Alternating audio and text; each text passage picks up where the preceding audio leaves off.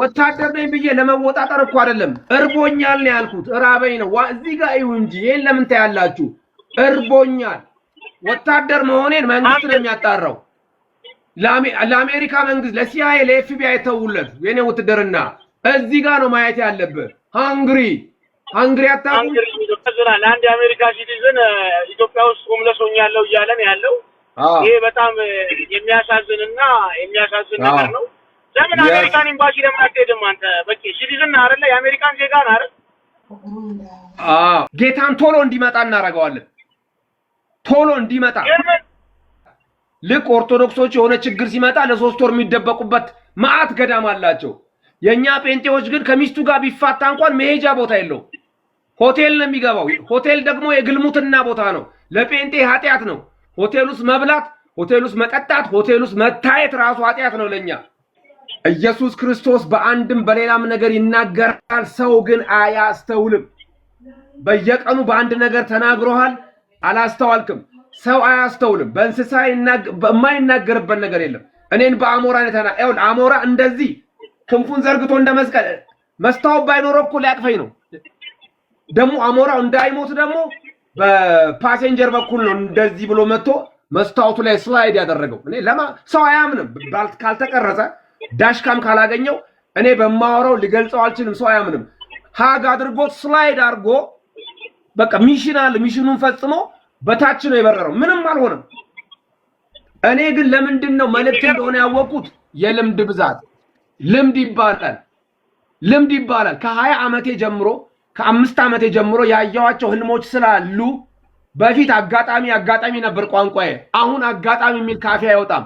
ጌታ ተናገረኝ ነው የምለው። ከዛ በፊት ብዙ ልምዶች አሉኝ። ስለዚህ አተኩሩ፣ አስተውሉ፣ ጌታን ተቀበሉ። ሁለተኛ ወጣቶች ስሙ፣ መንፈስ ቅዱስን ተሞሉ። በመጨረሻው ዘመን የተሰጠው ተስፋ ወጣቶች፣ ወንዶች፣ ሴቶች ላይ መንፈስ ይወርዳል። መንፈስ ተዘጋጅቷል። መንፈስን ተሞሉ፣ መንፈስ ተቀበሉ።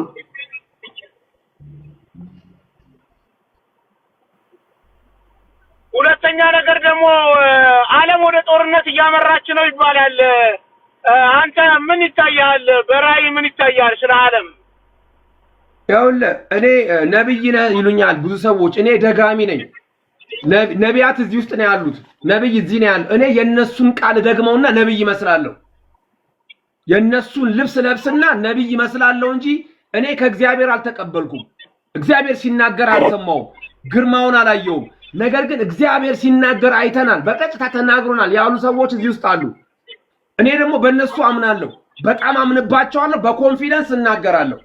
ስለዚህ የዓለም መጨረሻው ነው። ትክክል ነው። ጦርነቶች ኢትዮጵያ ውስጥ ስንት ነገር ፈነዳ።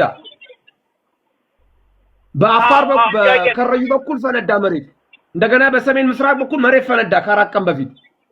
እኔ አዲስ አበባ ከመጣው መሬት ተንቀጠቀጠ። አዳማ እያለሁ መሬት ተንቀጠቀጠ። መሬት አላረፈችም።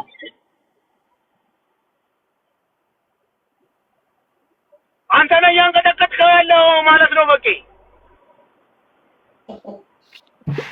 በመሰረቱ እኔ ነኝ ያንቀጠቀጥኩት። ግን እኔ ነኝ ያንቀጠቀጥኩት ስል የሚንቀጠቀጥበትን ጊዜ ማወቄ ነው እንጂ ኃይል ልክ አይደለም ያንቀጠቀጥኩት። መሬት እንደሚንቀጠቀጥ እዚህ ላይ ነቢያት ስለተናገሩ እነሱ የተናገሩበት ጊዜ አሁን ይሆናል ብዬ ትንቢት ተናገርኩኝ። ምስክሮች አሉ። መሬት ከተንቀጠቀጠ የሚደነቁት እዚህ ውስጥ ያሉት ነቢያት ናቸው። እኔ እንዳልኩት የነቢያትን ቃል ደጋሚ ነኝ። አዎ መሬት መንቀጥቀጥ አይደለም። መሬት አዳምጡ ይሄንን።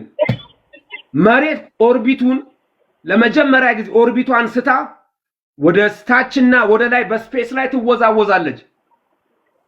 እስካሁን ድረስ ኮለል ብላ ነው የምትሄደው። ወደ ፀሐይም አትቀርብም፣ ወደ ማርስም አትሄድም። በተሰጣት መስመር ላይ እስካሁን እየሄደች ነው። ሁሉ ነገር ኳይት ነው። ነገር ግን ምድር ትንገዳገዳለች እንደ ሰካራም። ይሄን ያየ ነብይ አለ እዚህ ውስጥ። ምድር ሙሉን ስራው መንቀጥቀጥ ሳይሆን ራሱ ወደዛና ወደዚህ ይወዛወዛል። እዚህ ውስጥ አለ። ሌላ አሳዛኝ ነገር ልንገራችሁ። መሬት ትሰባበራለች። አንድ መሬት አይደለች፣ 4 6 7 9 መሬት ሆና ትሰባበራለች። ኢየሱስ ያድናል የምንለው ከእንደዚህ አይነት መቅሰፍት ነው።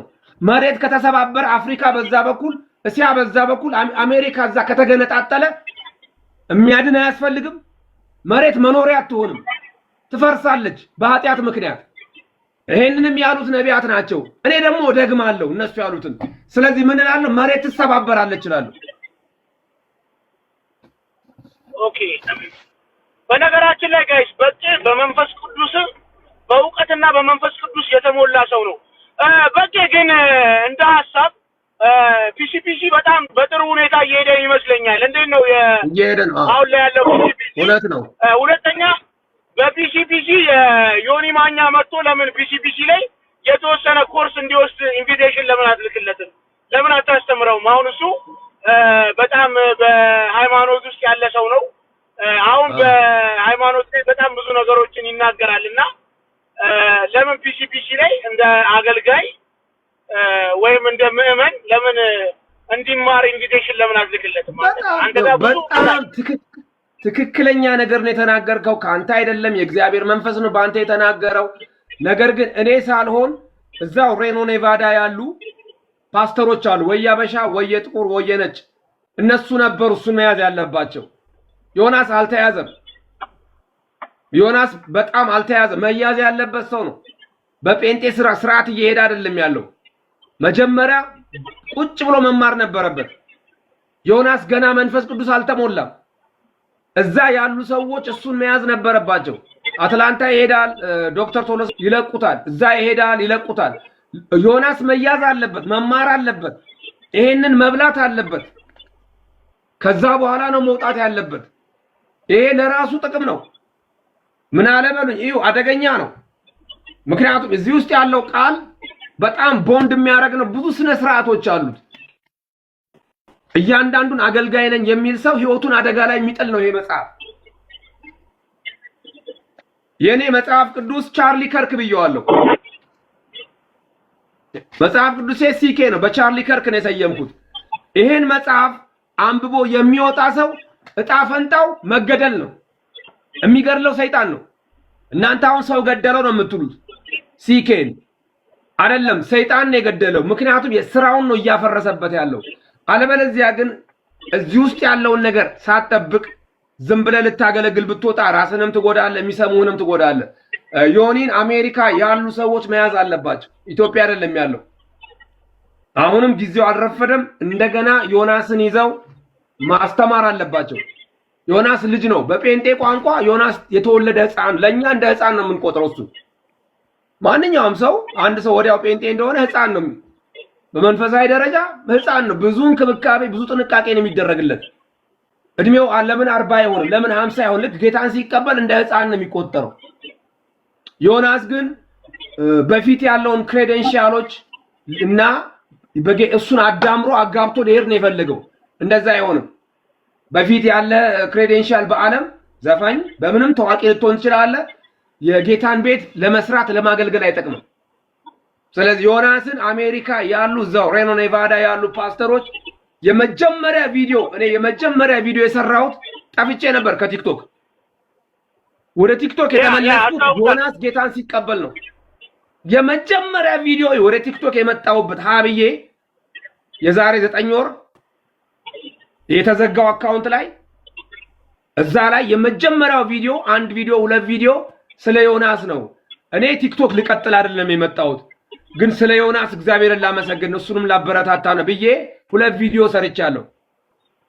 የመከርኩት ምክር ይሄ ነው። ዮናስ አሁን ከሚዲያ ራቅ በል፣ ተደበቅ፣ ምሽግ ግባ፣ ቃሉን ብላ፣ ጸልይ፣ መንፈስ ቅዱስ ይሙላብ፣ በርታ ብዬው ነው የመከርኩት በ2 ቪዲዮ። ከዛ እኔም ቲክቶክ ላይ ቀረው ማለት ነው።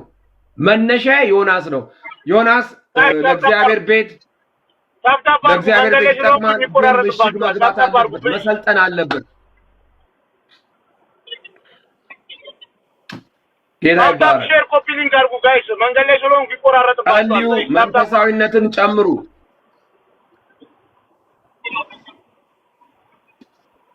ታፕታፕ አድርጉ። ወንድማችን በቄ ለኔ እንኳን ያው አባቴ ነው። አዎ ለአንተ አባቴ ነው። ለፍራኦል ደግሞ ታናሽ ወንድሜ ይሆናል። ፍራኦል አዎ አይ ፍራኦል ይመከራል የሚመለስ ልጅ ነው። ቃል የገባው ነገር እንኳን በጣም ብዙ ነገር ነው። ቃል የገባው ከአቅም በላይ ነው። ያንን ማድረግ አይችልም። አቅሙም አይፈቅድም ያንን ለማድረግ ያን ያህል አቅም የለውም። ቢያንስ እንኳን 100,000 ብሯንና የፓስፖርቷን ጉዳይ እንደው እሷን ከጨረሰ ትራኩና የፕሌን ትኬቱ እንኳን ይቅር ችግር የለውም። እሱ በሌላ መንገድ ይመጣል። እቺ ነገር ቢያደርግ መልካም ነው። ነገሩት ሂዱና ነገሩት። የሱንም ፎቶ ደግሞ በቃ ትልቅ ሰው ነው፣ የተከበረ ሰው ነው፣ ባለትዳር ነው። ፎቶውን እየለጠፈ እንደዚህ ባያዋርደው እኔ ደስ ይለኛል። ገብቷችኋል? ለማይረባ ነገር እዛም የሚያደራርስ አይደለምና ያ መሆንም የለበትም። ጋይስ ፕሊዝ ታፕ እያደረጋችሁ አግዙት። በቃ ያስከው ወረቀት ምንድነው የሚለው እየነዳው ስለሆነ ፕሊዝ can you explain for me? It says a US Army veteran. US Army veteran የቀድሞ የአሜሪካ ሰራዊት አባል ከታች የሚለው ሃንግሪ ነው። that's it. I'm a US Army veteran. ዓለም ይወቅ፣ አሜሪካ ትወቅ፣ አሜሪካ ትወቅ። I'm cold, hungry, homeless, stranded in Africa, in Ethiopia. ኢትዮጵያ ፓስፖርቴን ይዛለች። ስትራንድድ ነኝ። ምን ልሁን? ያሳዝናል። አንድ የአሜሪካ ሲቲዝን ኢትዮጵያ ውስጥ ሆምለስ ሆኛለሁ እያለን ያለው ይሄ በጣም የሚያሳዝንና የሚያሳዝን ነገር ነው። ለምን አሜሪካን ኤምባሲ ለምን አትሄድም አንተ? በቃ ሲቲዝን አይደለ? የአሜሪካን ዜጋ ነህ አይደል? አሁን ይኸውልህ ብዙ ሰዎች ኤምባሲ ሂድ እያሉኝ ነው። እኔ ኤምባሲውን አውቀዋለሁ። ኤምባሲው ደግ ነው። በሰው ሀገር ወድቃችሁ ኤምባሲ ስትሄዱ ኤምባሲው ይንከባከባል። ግን ልብ አድርጉ፣ ይሄ ጉዳይ የኔና የኢትዮጵያ መንግስት ጉዳይ ነው። እኔ ኬንያዊ በሆን ኖሮ ደስ ባለኝ። ኢትዮጵያዊ ነኝ። እንዴት ነው አገሬን ሄጄ አሜሪካ ኤምባሲ የምከሰው? ያ እንግዲህ መፍትሄ ካልተገኘ እኔ አላሳጣም፣ የኢትዮጵያን መንግስት አላሳጣም፣ አገሬን አላሳጣም። እኔ ከኢትዮጵያ መንግስት ጋር እጨርሰዋለሁ። ጌታ እኔ እንጨርሰዋለን። ይሄንን ኢየሱስ ይሄንን ለኔ እንደዚህ ነው የፈለኩት። አሁን እንዴት ነው አሜሪካ ነገር how can I help you ይላሉ አይደል? ልርዳህ አይሉም። how can I help you? እኔ መረዳት የምፈልግበት መንገድ ይህ ነው። ኤምባሲ ሳልሄድ ከኢትዮጵያ መንግስት ጋር መጨረስ። that's how I want to be helped. that's it። እንደዚህ ነው መረዳት የምፈልገው። አይ ውሸት ነው የምትሉ በቂ ስለ አሜሪካ ስለነበርክበት የውትድርና ህይወት እስቲ ትንሽ የሆነ ነገር ዘግባቸው። ወታደር አልነበረ እንደዚህ አይዋሽም እንዴ?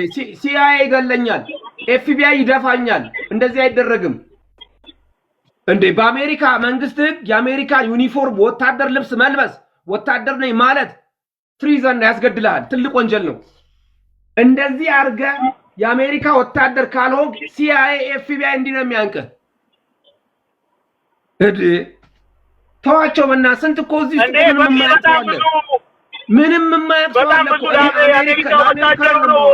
ብዙ ኦፕሬሽን የሰራ ሰው ነው። በአሜሪካ ውስጥ ብዙ ኦፕሬሽን ያከናወነ ብዙ ኦፕሬሽን ያደረገ ሰው ነው። ይሄ ለአሜሪካ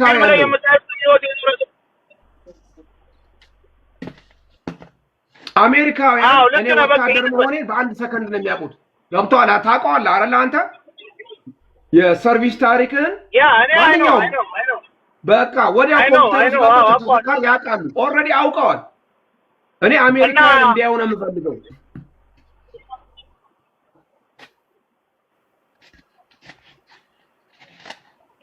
እንትን ኔቪ ነበር ካረል በቂ አርሚም መደበኛ ጦር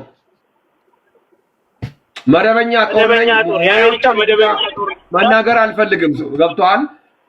ያሉኝን ወታደራዊ ሙያዎች ስልጠናዎች እዚህ ጋር አላወራ።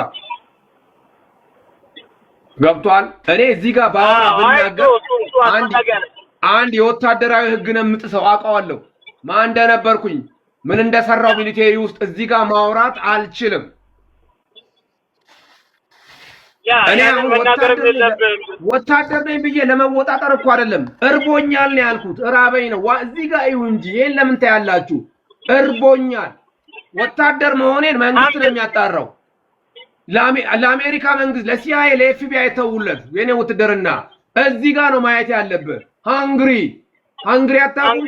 ኮልድ ሆምለስ ከታች ደግሞ አካውንት ነገር ብታስቀምጥበት ጥሩ ነበር እኮ በቂ የሆነ አካውንት ብታረግበት ከታች ለሁለት ስናወራ አካውንት እሺ አይልም። ግን እንትን ላይ ኮሜንት ላይ ምናልባት ነው እንጂ እስቲ ልሞክር። ኢትዮጵያ ውስጥም ያላችሁ ሀገር ውስጥም ከሀገር ውጭም ያላችሁ እንደነ እሺ ያውላችሁ ሮባ ሚላል ሮባ የዚህ ቤት ማናጀር ነው። ሮባ የኔ ማናጀር ነው። ሁሉን ነገር ስትራቴጂውን የሚመራኝ እሱ ነው። ጽፎላችኋል። ሞታ ረድቷል እንዴ? ሞታ ረድቼዋለሁ እያለ ነበር። ሞታ ረድቷል እንዴ? ሞታ ቀራኒ ሞታ ጌታን ተቀበል። ሞታ በእናትህ ይቅርብ። ሞታ የሚያስፈልገው ሞታ ምስኪን ነው። በእናታችሁ ሞታ እኮ ሊጠፋ ነው ጌታን ሳይቀበል።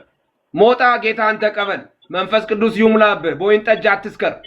ወይን ጠጅ አትጠጡ። ንቁ። አሜሪካ ያላችሁ ትራክ ድራይቨሮች ቢኒም ብትሆን እንዳትጠጡ፣ ቢራ አትጠጡ፣ ወይን አትጠጡ፣ በአልኮል አትደሰቱ። መደሰቻ መንፈስ ቅዱስ ነው። ንቁ። ሰይጣን ይውጣችኋል፣ ዘንዶ ይውጣችኋል። አታውቋቸውም? ሰው የገደሉ ትራከሮች እየጠጡ እኔም አውቀዋለሁ። ሰው የገደለ ትራከር ሰው ገድሏል። ከኦክላማ ሄዶ እንደዚሁ ኖርዘርን ቨርጂኒያ ላይ የገነደሰ አለ። 100 ምናምን ሺህ ዶላር የተከሰሰ አለ። የዲዮቲን አጥር ደርምሰው። አልኮል አትጠጡ። ትናንት የጠጣኸው ዛሬ አደጋ ያመጣል። ባለፈው ሳምንት የጠጣኸው የዘበራረቀብህ ነገር በዚህ ሳምንት ችግር ያመጣብሃል። አትጠጡ። ትራክ ድራይቨሮች አልኮል የሚባል አትቅመሱ። አገር ስትመጣ እንደፈለግ በአሜሪካን ሀገር በሰው ሀገር ጠንቀቅ በሉ። ለማንኛውም አሁን በቂ እስኪ ስለ ቢሲቢሲ የሆነ ነገር በለን። በቂ በነገራችን ላይ በቂ ቸርች አለው፣ የራሱ ቸርች አለው። ያው እንደተለመደው የሆነ ቦታ አዳራሽ ተከራይቶ ወይ የሆነ ነገር ይዞ ምናምን አይደለም። ቸርቹ ሶሻል ሚዲያ ላይ ነው። በሚዲያ የራሱን ቸርች አቋቁሟል። ተከታዮች አሉት፣ አገልጋዮች አሉት፣ የዝማሬ ሰዓትም አላቸው። እስኪ ስለ ቸርቹ አንዳንድ ነገር በለን በቂ። እሺ ቸርቹ ተጠናክሯል። ምንድነው? እኔ 1 አመት እየለመንኩኝ ነው። የምለምነው ለቸርች ነው። ቸርች ልተክል ነው በኢትዮጵያ ውስጥ። ቸርቹ ልዩነት አለው ከሌሎች ቸርቾች። ቸርቹ የጴንጤ ገዳም ነው የሚሆነው። ማለትም 24 ሰዓት ኦፕን ነው። ከተማ ውስጥ አንሆንም። ከከተማ ውጭ ነው መሬት የምንቀበለው። የጴንጤ ገዳም ሪትሪት ነው። ብዙ ነገር አለው ውስጡ። ይሄ ነው ራእዩ። 10 ሚሊዮን በዚህ አመት 1 አመት እለምናለሁ። ፓስፖርቴን እየጠበቅኩኝ አንዱ ከቀደመ ፓስፖርቴ ከቀደመ እወጣለሁ ከዚህ ሀገር። ፓስፖርቴን ግን አፌን ከፍቼ አልጠብቅም። ሁለት ነገር ነው እያደረኩ ያለው። ሰው ተክላለሁ እዚህ። ያው ሚስቴም እየተለማመደች እኮ ነው አገልግሎቱን። ለሚስቴ ያስረክባታለሁ፣ እሷ ታገለግላለች፣ እኔ ከአሜሪካ አገለግላለሁ። እዛ መሄዴ ደግሞ ገንዘብ እንድሰራ ይረዳኛል። ስለዚህ እስከ 10 ሚሊዮን ነው እቅዴ። እስከ ጃንዋሪ ድረስ 1 ሚሊዮን ደርሳለሁ ብያለሁ። 1 ሚሊዮን ደርሳለሁ። አሁን የቸርቹን ካፒታል እዚህ ጋር ልግለጽላችሁ ካስፈለገ። እሺ አልገልጽላችሁም። ቸርቿ የራሷ ካፒታል አላት። 10 ሚሊዮን ለመድረስ ነው እቅዳችን። ከዛ በኋላ 10 ሚሊዮን ከያዝን በኋላ ሃሌሉያ ሃሌሉያ ኢየሱስ ጌታ ነው። ስለዚህ ራእዩ ሙሉ በሙሉ አላወራም። ቸርቹ አሁን በመሀል እኔ የምጠይቅ ጥያቄዎች አሉ። ገብቶሃል? የምናወራው ነገር አሁን የጴንጤ ገዳም ስትል ከዚህ በፊት አሁን የጴንጤ ገዳም አልተለመደም እና የመጀመሪያው ኢትዮጵያ ውስጥ ያንተ ነው የሚሆነው ብዬ አስባለሁ። የጴንጤ ገዳም ሲባል ማለት ነው። ገብቶሃል? አዲስ ነገር ነው። ወጣ አዲስ ነገር ነው ያንተ። እኔ ራሴ በጣም አስገርሞኛል። አሁን የጴንጤ ገዳም ስትል አገልግሎቱ ምን አይነት ነው? የጴንጤ ገዳም ውስጡ የሚሰጠው አገልግሎት ምን አይነት ነው? እሺ 2 ክፍል ይኖረዋል። አንደኛ ጤነኛ ሰዎች ሚስትንም ትዳርን ልጅን ሁሉ አንፈልግም ብለው ለጌታ እንኖራለን የሚሉ ሰዎች 24 ሰዓት ሪትሪት የሚያረጉበት የሚደበቁበት ስፍራ ይሆንና በከተማ ውስጥ የሚኖሩ ጴንጤዎች እንደኔ ሲቸገሩ አሁን እኔ በወቅቱ የጴንጤ ገዳም ቢሆን ኖሮ ሽንቁሩ ገዳም አልሄድም ነበር። አንድ ጴንጤ ለምሳሌ ከሚስቱ ጋር ቢጣላ ቢፋታ ህይወቱ ይፈራርሳል። የት ነው የሚሄደው? ለጊዜው አይምሮን ለመሰብሰብ ለመደበቅ እዛ ገዳም ይመጣል። ልክ ኦርቶዶክሶች የሆነ ችግር ሲመጣ ለ3 ወር የሚደበቁበት ማአት ገዳም አላቸው። የኛ ጴንጤዎች ግን ከሚስቱ ጋር ቢፋታ እንኳን መሄጃ ቦታ የለውም። ሆቴል ነው የሚገባው። ሆቴል ደግሞ የግልሙትና ቦታ ነው። ለጴንጤ ኃጢአት ነው። ሆቴል ውስጥ መብላት፣ ሆቴል ውስጥ መጠጣት፣ ሆቴል ውስጥ መታየት ራሱ ኃጢአት ነው ለኛ። ሆቴል ውስጥ መታየት ራሱ እንኳን አልቤርጎ ተከራይተን ለማደር እዛ ግቢ መታየት ኃጢአት ነው። ሲኦል ነው የምንገባው። ስለዚህ እንደዚህ ላለ የኛ ማህበረሰብ እንደዚህ ያለ ጉዳትና ጉድለት ስላለበት ያንን እደፍናል። ቀድሞ ማድረግ ነበረባቸው ትልልቆች ቸርቾች። እውነቴን ነው የምልህ። ከተማ ውስጥ ሙሉ ወንጌል መሰረተ ምናምን ፎቅ የሚሰሩ አሉ። ቢሊየን ብር የሚሰሩ አሉ። የከተማ ቸርቾች በእውነት ተሰባስበው የጋራ አንድ ገዳም መፍጠር እንኳን ነበረባቸው። አንድ ጫካ ውስጥ አላደረጉትም። ጌታ ከረዳኝ ይሄ ነው እቅዴ። አንዳንድ ሰዎች በፍላጎታቸው ገዳም መግባት የሚፈልጉ አሉ። በወጣትነታቸው ሁሉ ነገር ትተው ለጌታ ራሳቸው ለወንጌል ሊያዘጋጁበት በጌታ ዕውቀት ወይም ደግሞ የጌታን መምጣት ለመጠባበቅ ጌታ እየመጣ ነው፣ ዓለምን አንፈልግም፣ ዓለም ቻው ብለው ሊወስኑ ይችላሉ። ሁለተኛው ክፍል ምንድነው? በከተማ ውስጥ እየኖሩ ድንገት ኑሮ ሲመሰቃቀል ሰይጣን ሲዋጋቸው መጥተው የሚደበቁበት እንደገና የሚያገግሙበት ቁስላቸው የሚታከምበት ቦታ ይሆናል ማለት ነው። በአጠቃላይ ግን የህዝቡ ነው የሚሆነው። የህዝብ ቸርች ነው። የኔ ቸርች አይደለም፣ የግል አይደለም፣ ሞኖፖሊ አይደለም። በሽማግሌዎች የሚተዳደር የህዝብ ቸርች ነው የሚሆነው፣ በኤጲስቆጶስ ማለት ነው። ሌላው ጥያቄ ገዳም ውስጥ ጾም ትጾማላችሁ? እንዴት ነው የእምነት ስርዓታችሁ ከሌላው አሁን ከጴንጤ ቸርች ለየት ያለ ነገር ምን ይኖረዋል? የተለየ ነገር ነው ወይስ ኖርማሊ እንጾማለን? እንጾማለን፣ ግን ጾሙ የድርጅታዊ አይደለም። ታውጆ ቀኑ ታውቆ ተቆርጦ ሳይሆን ሚስጥራዊ ነው። ኢንዲቪጁዋልስ የራሳቸው ጊዜ ይኖራቸዋል። ለምሳሌ እኔ 17 ቀን ባልበላ ደስታውን አልችልም። ሽንቁሩ ሚካኤል ገዳም ውስጥ እኔ 17 ቀን ጾሜያለሁ። 17 ቀን ጾም የሚል መጽሐፍ ላይ የለም። መብቴ ነው፣ የሚከለክለኝ የለም። ኢንዲቪጁዋልስ እንደፈለጉት ጌታ እንደተነገራቸው መንፈስ እንደመራቸው መጾም ይችላሉ። ዋናው ነገር ምንድነው? እኛ ግቢው ስጋ አይበላም። ስጋ የሚባል አንበላ። ስጋ የሚበላ ሰው ገዳም ውስጥ አይመጣም እኛ ጋር። አመቱን ሙሉ ስጋ ያማረው ሰው ከገዳም ሞቶ ነው የሚበላው። አትክልት፣ የሳር ዝርያዎች ከፕላንቱ ውጪ ምንም ነገር አንበላም። የምንጠጣው ውሃ ብቻ ነው። ምንም አይነት የታሸገ ነገር ሚሪንዳ፣ ኮካም አይገባም። የቧንቧ ውሃ ወይ የጉድጓድ ውሃ ነው የምትጠጡት ማለት ነው? እዛ የቧንቧ ውሃ፣ የጉድጓድ ውሃ እንደ አካባቢው። እኔ አሁን የምንሄድበትን ቦታ የምጠይቀውን ቦታ ገና ለማንም አላወራም። ለምን? አንዱ ኢንቨስተር ሮጦ ቀድሞ የበቆሎ እርሻ እዛ ጋር ያደርጋል። አንዱ ሰይጣን ኢንቨስተር፣ አሁን እኔ ቦታውን ብናገር አንዱ ሰይጣን ሄዶ ያን ቦታ በጉቦ በምን ብሎ ያን ቦታ ይገዛዋል። ገዳም እዛ ጋር እንዳይኖር ለኢንቨስትመንት ፈልገዋለሁ ሊል ይችላል። አዎ እሱ ልክ ነው። መንገር የለብህም። ጉዳዩን ከጨረስክ በኋላ ከሰራ በኋላ ነው ማሳወቅ ያለብህ። ግን ሳስበው አሁን አንተ ለምትለው ነገር በጣም ሰፊ ቦታ ነው የሚያስፈልጋችሁ። እንደዚህ አሁን አንተ በምትለው ደረጃ አዳራሽ ትንሽዬ ነገር አይደለም። በጣም ትልቅ ነገር መሆን አለበት። ጉድጓድ መቆመር አለበት። ገብቶሃል? ዋሻ መሰራት አለበት። በጣም ብዙ ነገር ነው የሚያስፈልገው። ሰልፍ ሰስቴይኒንግ ነው። ምግብ ገዝተን አንበላም። ራሳችን ቆፍረን ነው የምንበላው። ሰልፍ ሰስቴይኒንግ ነው። ምናልባት ከውጪ ትንሽ ነገር ብናስገባ ነው መጠነኛ ነገር። አለበለዚያ ሰልፍ ሰስቴይኒንግ ነው። ገዳም ውስጥ ያለ ሰው በሙሉ ይሰራል። በአጠቃላይ የመኖር ጉጉት የሌላቸው 70 ዓመት 80 ዓመት በዚህ ምድር መኖር የማይፈልጉ ሰዎች ቅዱሳን መንፈስ ቅዱስ የተሞሉ ጌታን መምጣት የሚናፍቁ ይሄውም ደግሞ ጌታን ቶሎ እንዲመጣ እናደርገዋለን። ቶሎ እንዲመጣ ግን ምንድነው መሰለህ በቂ አሁን እኔ ገዳሙ ለሚሰጠው አገልግሎት ክፍያ ይጠይቃል እዛ ለሚመጡ ሰዎች ወይስ እንዴት ነው? ካልሆነ በጣም ብዙ ሰው ይመጣባል። ገብቷል? አትችለውም። ሰው አሁን በኑሮ በምናምን ኮንፊውዝድ የሆነ ሰው አለ። እንዴት ትቆጣጠረዋለህ ታዲያ? ከአቅም በላይ አይሆንም ወይ ያ ነገር? ገብቷል?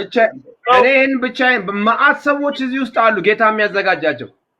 በመሰረቱ አብዛኛውን ስራ የሚሰሩ ሌሎች ሰዎች ናቸው። ብዙ ሰዎች ይሄ የአንድ ሰው ስራ አይደለም። አንድ ሰው የሚሰራው ስራ አይደለም።